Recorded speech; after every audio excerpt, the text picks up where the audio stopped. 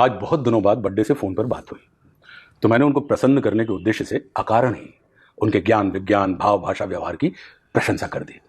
थोड़ी देर सुनने के बाद बर्थडे वर्जना के स्वर में मुझे टोकते हुए बोले, कुंवर चापलूसी नहीं। मैंने कहा, बर्थडे या चापलूसी नहीं है, आपके व्यक्तित्व की विशेषताएं हैं जिनका मैं बखान कर रहा हूँ। बर्थडे बोले, ऐसा है कुंवर, किसी को सिर्फ गिल्ल करने के लिए बेमतलब का बखान चापलूसी कहावत है। आदमी को जब किसी दूसरे आदमी से बिना पैसा दे अपनी मर्जी का कोई काम करवाना होता है ना, तो वो हनक के सामने वाले की प्रशंसा में जबरन अपनी जीभ तलुआ से मारने लगे थे। इससे वो आदमी गिल होके उसके सबरे काम फ्री में कर देता है। जीभ की इसी जादूगरी को चापलूसी कहा जाता है कुंवर। यह चापलूसी अंग्रेजन के जमाने से शुरू हुई है। मैंने असहमति दर्शाते हुए कहा कि बड्डे, चापलूसी अंग्रेजों के जमाने से कैसी बातें कर रहे हो आप? बड्डे, आप जबरन अंग्रेजों की मूड पे छतर ना आए फोड़ रहे हो। अरे जा क्रिया तो अंग्रेजों के आवे के पहले से चालू होती भाई। बड्डे बोले, सही कह रहे हो, लेकिन अंग्रेजों के आने से पहले ये क्रिया नहीं कला की श्रेणी में आती थी, कला कहलाती थी। तब इसको चापलूसी नहीं चाटुकारिता कहा जाता था। मैंने हंसते हुए कहा, लेकिन बात तो ये कही है बड्डे। बड्डे बोले, बिल्कुल नहीं है, दो ही एकदम अलग अलग हैं।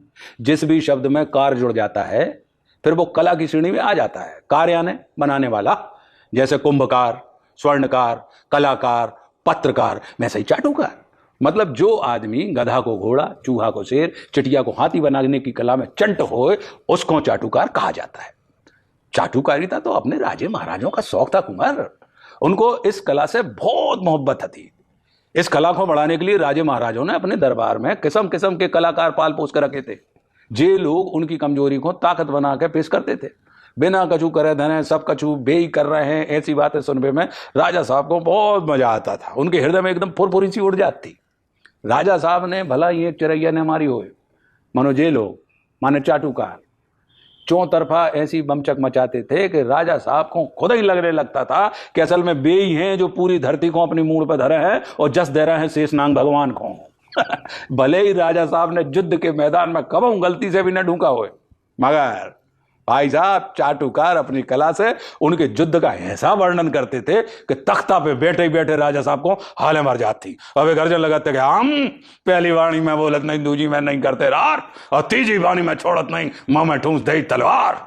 कुल मिला के जे लोग राजा साहब के रफूगर होते, इनका काम होता था कि राजा साहब के मुंह से निकली भाई कोई भी ऊट पटांग बात को ये येन केन प्रकार सही सिद्ध कर दे। मान लो राजा साहब ने निशाना साध के अंधाधुंध तीर चलाए और उनका एक भी तीर निशाने पर नहीं गला, तो चाटुकारों का काम होता था कि जहां जहां राजा साहब के मारे भाई तीर लगे हैं वे भां भां गोला बना दें और प्रजा में जब बात साबित कर दें कि राजा साहब ने हर तीर गोला के ठीक बीचों बीच सटीक निशाने पे मारा है और उनके जैसा तीरंदाज इस धरती पर दूसरा नहीं है।